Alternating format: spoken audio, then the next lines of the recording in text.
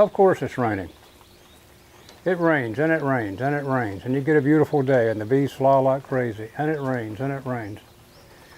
Cherry tree in my front yard's in full bloom, and it's raining, but it's me complaining. At least it's raining. We gotta have water. Right now in some parts of the country it's snowing like crazy. So I moved bees.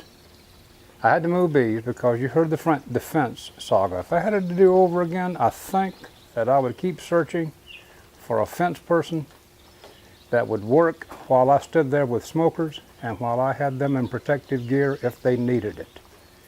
Because the amount of work I've gone through, 4 days of trying to get them ready, 4 days of making preparation, 1 night of work, for those guys to come in and work 6 hours, 7 hours, I would seriously rethink that. So if I had to advise you about electricians, about fencing, about water, about landscaping, moving bees is not easy.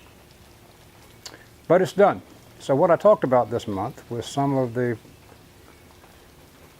undiscussed aspects, the little things, not the big things. Here's the ramp, here's the hand truck, here's the trailer attached.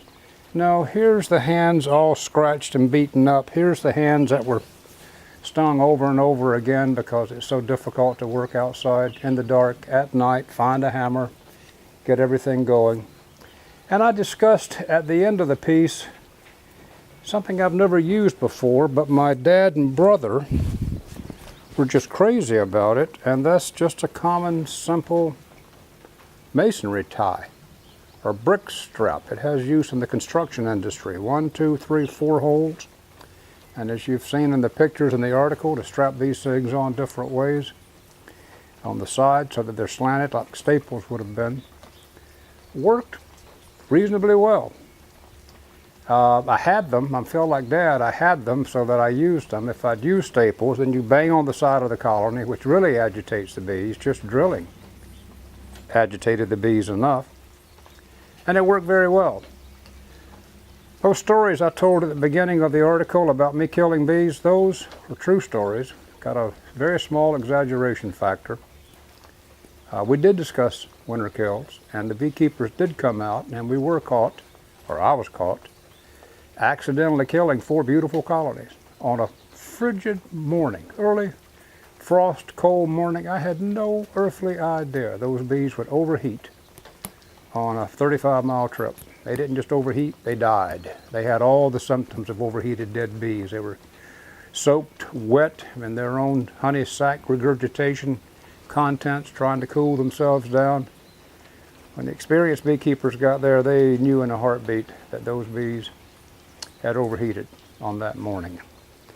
So you don't forget that. You never forget that. When I have those bees on that trailer and that loud hum is going, I'm just as nervous as I can be.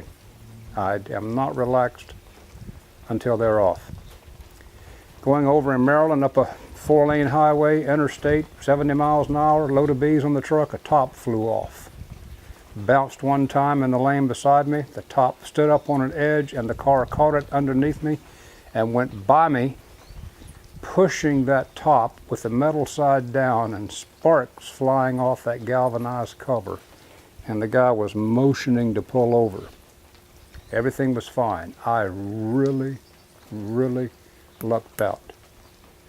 When I move bees now, I do everything I can and more. I double strap, I staple, I tie, I do everything. How can you put that in an article? Moving bees is a rite of passage. I had not kept bees a year before I was moving bees already. To Auburn University where I was working, I took 2 colonies, I moved them back to South Alabama where I lived at the time. You move bees. So what I was trying to do is discuss some of the aspects that I go. So I want that big deep box on top. I want that galvanized screen on top, and the edges of that screen just destroys my ungloved hand. I put the gloves on, I have to take it right off. You can't get the brick strap, you can't pick up screws, you can't see in the dark. This is nothing special, it's just a common Coleman lantern. I like to use those because I don't have to hold a beam light. I don't have to set a beam light around and aim it. This just puts out global light, kind of in the general work area. So that helps too. I said in the article, it gets hot as blazes. So in the dark, when you're confused and bees are half loaded and bees are half on the trailer and you turn this thing off, you better touch only the right spots, or otherwise you'll burn yourself up. I didn't mean for anything to be depressing about this. It just happened that I had bad weather and I had to get these things out. I'm leaving on a trip for the next 9 days. And by the time I get back, the fence people will literally be here the next day. So I had to do it before I left. I did it. It was a lot of work. I'm complaining to you about it, but everything worked so far. Now the deal is, when I get back from this trip, I got to bring them back. So I'm more than halfway there, but I'm not there yet.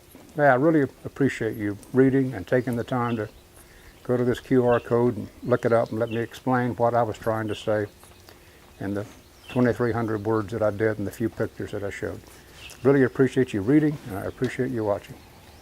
This is Jim Tew signing off for the July 2019 article, explanation of why did he talk about this. Thank you.